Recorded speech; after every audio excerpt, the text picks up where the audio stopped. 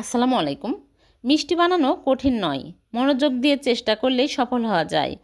আজ আমি ছানা কাটার ঝামেলা ছাড়াই মাত্র 10 মিনিটে খুবই সহজ পদ্ধতিতে বালিশ মিষ্টি বানিয়ে দেখাবো। যে কেউ মনোযোগ দিয়ে এই ভিডিও দেখলে এরকম পারফেক্ট মিষ্টি বানিয়ে নিতে পারবেন। তাহলে চলুন বেশি কথা না বাড়িয়ে শুরু করি। প্রথমে একটা ডিম ভেঙে নিচ্ছি। এখানে বড় সাইজের ডিম নিয়েছি, ছোট ডিম হলে একটার বেশি লাগতে পারে, আর যদি বড় ডিম হয় একটা সম্পূর্ণই লেগে যাবে।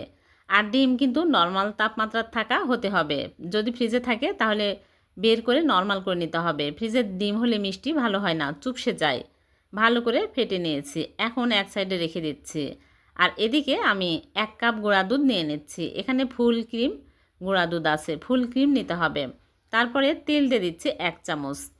তেলের পরিবর্তে আপনারা চাইলে এখানে ঘিও দিতে পারবেন। তেল দিয়েও মিষ্টি হয়।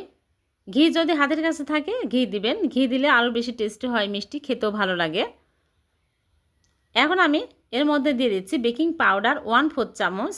এর চেয়ে বেশি দেওয়া যাবে না, তাহলে মিষ্টিগুলো ভালো হবে না, ফেটে যাবে। বেকিং পাউডার দিয়ে ভালো করে এরকম করে ঘষে ঘষে মিক্স করে নিতে হবে। একটু সময় নিয়ে ধৈর্য ধরে মিশিয়ে নিতে হবে, তাহলে মিষ্টি পারফেক্ট হবে।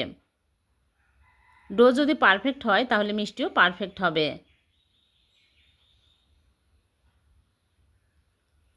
মিক্স করা হয়ে গেলে আমি ডিমের মিশ্রণ অল্প অল্প করে দিয়ে নরম করে মেখে নিব। নরম করে মেখে নিতে হবে, তাহলে মিষ্টিগুলো ভালো হবে। এটা যখন 5 মিনিট রেস্টে রেখে দিব তখন মিষ্টিগুলো একদম পারফেক্ট হবে। যখন 5 মিনিট রেস্টে রেখে দিব তখন সেট হয়ে যাবে। এখন ঢেকে রেখে দিচ্ছি 5 মিনিট।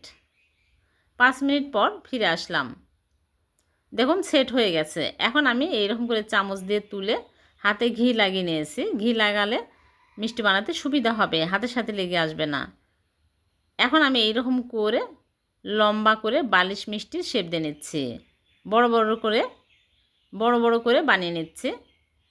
আর প্লেটের গায়ে কিন্তু ঘি লাগিয়ে নিতে হবে, তাহলে প্লেটের সাথেও আটকে যাবে না, তুলতে সুবিধা হবে।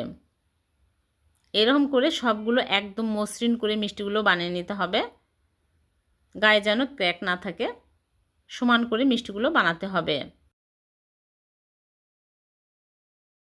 এই মিষ্টি যখন আমি মালাইয়ের মধ্যে দিব ফুলে ডবল হয়ে যাবে।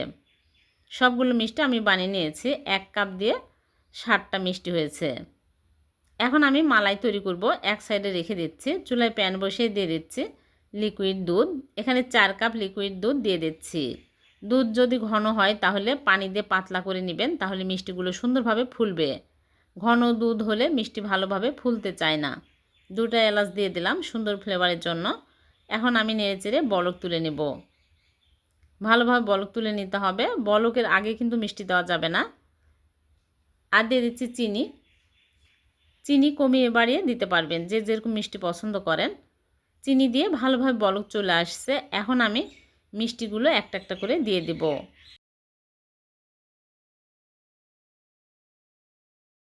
চিনি দিয়ে ভালোভাবে বলক তুলে নেব। বলক উঠে আসছে, এখন আমি মিষ্টিগুলো একটা একটা করে দিয়ে দিচ্ছি। বলক ওঠার আগে কিন্তু মিষ্টি দেওয়া যাবে না, তাহলে মিষ্টিগুলো কিন্তু ভেঙে যাবে। সবগুলো মিষ্টি দিয়ে আমি হাই হিটে ঢেকে জাল করব 10 মিনিট।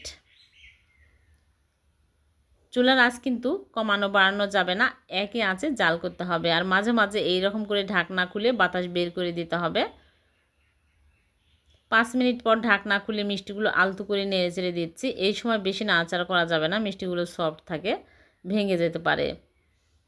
আলতো করে নেড়ে চেড়ে আবারও ঢেকে দিতে হবে। এভাবে করে 10 মিনিট জাল করে নিব।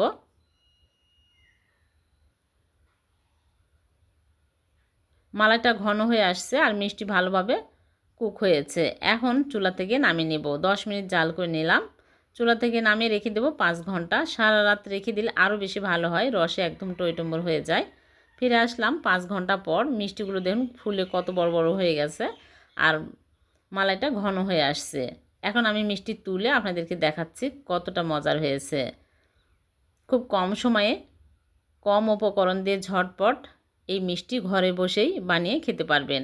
দোকানে আর মিষ্টি কিনতে যেতে হবে না। 100 টাকার মিষ্টি 500 টাকা, 100 টাকার গুঁড়া দুধ দিয়ে 500 টাকার মিষ্টি বানিয়ে ফেললাম। একটা কেটে দেখাচ্ছি কতটা নরম তুলতুলে হয়েছে। দেখলেন তো কত সহজে হয়ে গেল বালিশ মিষ্টি। ছানা কাটার ঝামেলা ছাড়া এভাবে বালিশ মিষ্টি বানিয়ে দেখবেন গুঁড়া দুধ দিয়ে, খুবই সহজভাবে হয়ে যাবে আর যে কেউ বানাতে পারবেন।